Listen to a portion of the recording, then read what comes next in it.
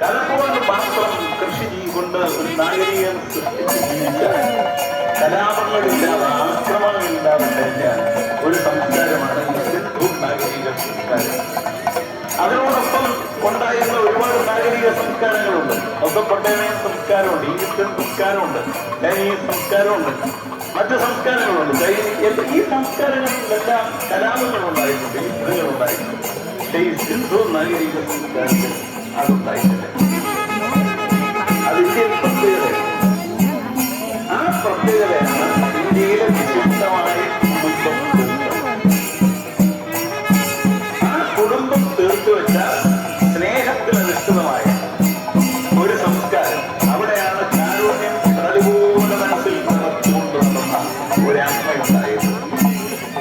മറ്റുള്ളവരുടെ സുഖത്തിൽ തനിക്ക് ദുഃഖമുണ്ടെങ്കിലും താൻ തൃപ്തിയിടാൻ ഒരു കടലേറ്റു വാങ്ങിയ കുടുംബങ്ങളുണ്ടായി.